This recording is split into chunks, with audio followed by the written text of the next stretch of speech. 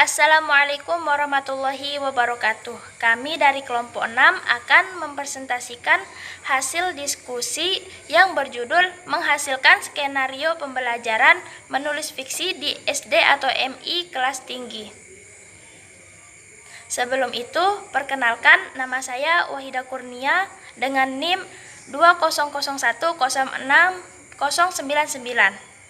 Perkenalkan, nama saya Nur Jannah, NIM 2001-06-112. Perkenalkan, nama saya Sartina Marela, NIM 2001-06-096 dari kelompok 6. Baiklah, untuk lebih barokahnya diskusi kita, marilah kita membuka dengan sama-sama membaca basmalah. Bismillahirrahmanirrahim. Baiklah, saya sebagai pemateri pertama akan membahas tentang pengertian prosa fiksi dan bahan-bahan pembelajaran menulis fiksi. Menulis adalah kegiatan menuangkan pikiran dalam bentuk tulisan. Menulis merupakan proses kreatif menuangkan gagasan dalam bentuk bahasa tulis untuk tujuan memberitahu, meyakinkan atau menghibur. Sedangkan hasil dari proses kreatif tersebut disebut dengan istilah karangan atau tulisan. Adapun menurut beberapa ahli, yaitu Aminuddin, mengemukakan bahwa fiksi adalah kisahan atau cerita yang diemban oleh pelaku-pelaku tertentu dengan pemeranan, latar serta tahapan dan rangkaian cerita tertentu yang bertolak dari hasil imajinasi pengarangnya sehingga menjalin suatu cerita. Muhammad Saleh Sa'ad dan Muhammad Mulyono mengemukakan bahwa fiksi adalah bentuk cerita atau prosa kisahan yang mempunyai pemeran, lakuan, peristiwa, dan alur yang dihasilkan oleh daya imajinasi. Sedangkan menurut Sujiman adalah fiksi ini dengan istilah cerita rekaan, yaitu kisah yang mempunyai tokoh, lakuan, dan alur yang dihasilkan oleh daya hayal atau imajinasi dalam ragam prosa. Logika dalam fiksi adalah logika imajinatif. Jadi, fiksi adalah suatu karya yang mengungkap realitas kehidupan sehingga mampu mengembangkan daya imajinasi. Berdasarkan pengertian beberapa ahli tadi, maka dapat disimpulkan bahwa fiksi adalah suatu tulisan yang berangkat dari hayalan atau imajinasi. Selanjutnya yaitu adalah bahan-bahan pembelajaran menulis fiksi. Banyak ragam puisi, cerpen, dan drama yang kita kenal, tetapi puisi sastra yang sederhana yang dapat dijadikan sebagai wadah pengungkapan perasaan atau emosi siswa MI yang bisa disebut puisi, cerpen, dan drama anak-anak. Dinamakan puisi, cerpen, dan drama anak-anak karena bentuk-bentuk tulisan itu memiliki ciri-ciri khusus, yaitu bentuknya sederhana, kalimat-kalimatnya lugas dan pendek-pendek. Isinya juga tidak berbelit-belit dan mudah ditangkap. Drama yang ditulis anak-anak berupa dialog sederhana sesuai dengan apa yang mereka lakukan dalam kesehariannya. Adapun bahan pembelajaran menulis fiksi untuk kelas 3 sampai kelas 6 MI diperoleh dengan cara mengkaji GBPP. Yang pertama yaitu menginventarisasikan tujuan umum yang sesuai untuk pembelajaran menulis fiksi dari program pengajaran setiap kelas. Nah, yang kedua yaitu adalah memilih pembelajaran yang sesuai dengan tujuan umum itu dari setiap catur wulan. Yang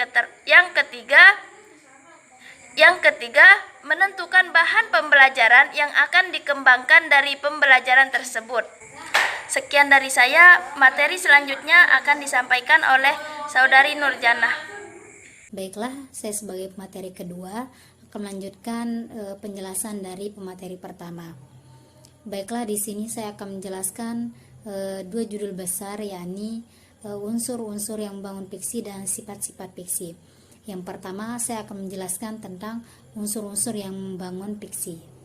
Nah, apa sih yang membangun unsur-unsur dalam fiksi tersebut?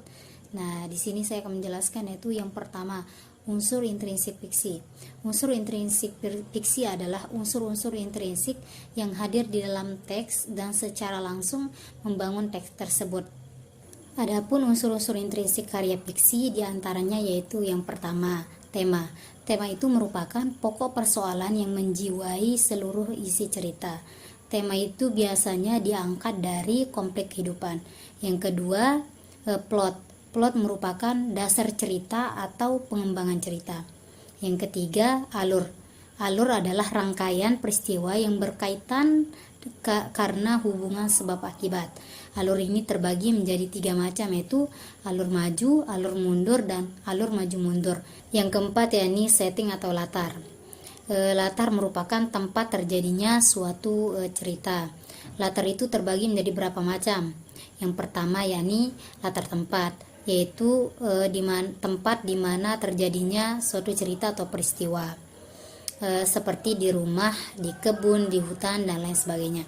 Kemudian yang kedua yakni latar waktu, yaitu hal-hal yang berhubungan dengan waktu, contohnya seperti waktu siang, malam, pagi, dan sebagainya. Kemudian latar sosial, yaitu keadaan yang berupa adat istiadat, budaya, nilai-nilai atau norma, dan sejenisnya. Adapun latar sosial itu terbagi menjadi 2 macam, yakni setting geografis yang berarti tempat di mana kejadian itu berlangsung. Sedangkan setting antropologis yaitu kejadian yang berkaitan dengan situasi masyarakat, kejiwaan, serta pola pikir dan adat istiadat. Kemudian yang kelima yakni penokohan atau perwatakan.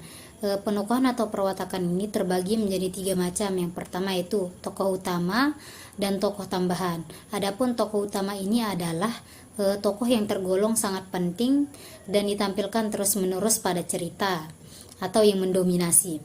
Yang kedua yakni tokoh protagonis dan tokoh antagonis. Adapun tokoh protagonis adalah tokoh yang mendapat empati pembaca, sementara tokoh yang memiliki watak yang tetap dan berkembang sejak awal hingga akhir cerita. Adapun tokoh dinamis yaitu tokoh yang mengalami perkembangan watak sejalan dengan plot yang diceritakan. Kemudian yang keenam dalam unsur intrinsik yaitu sudut pandang. Sudut pandang yaitu mendasari tema atau tujuan penulis. Sudut pandang itu terbagi menjadi 2. Yang pertama yakni sudut pandang orang pertama, yaitu penulis terlibat sebagai salah satu tokoh.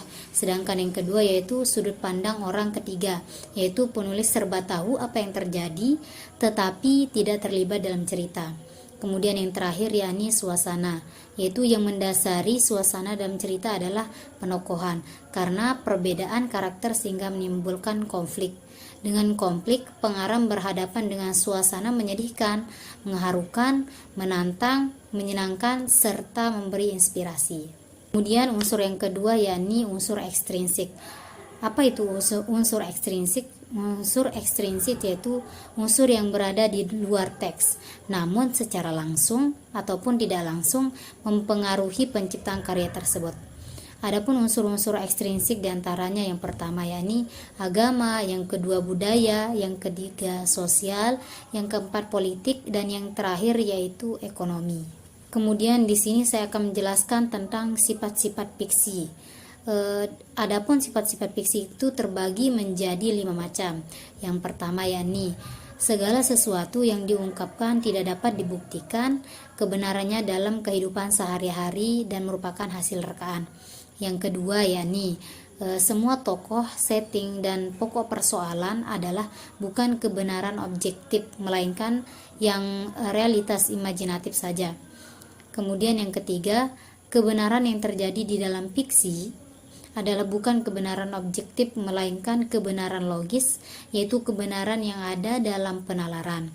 Kemudian yang keempat, manusia-manusia yang hidup dalam kenyataan sehari-hari yang terlibat dalam seluruh aspek kehidupan penokohan, fiksi mampu mempengaruhi dan membentuk sifat dan sikap pembaca, pendengar, serta pemirsa.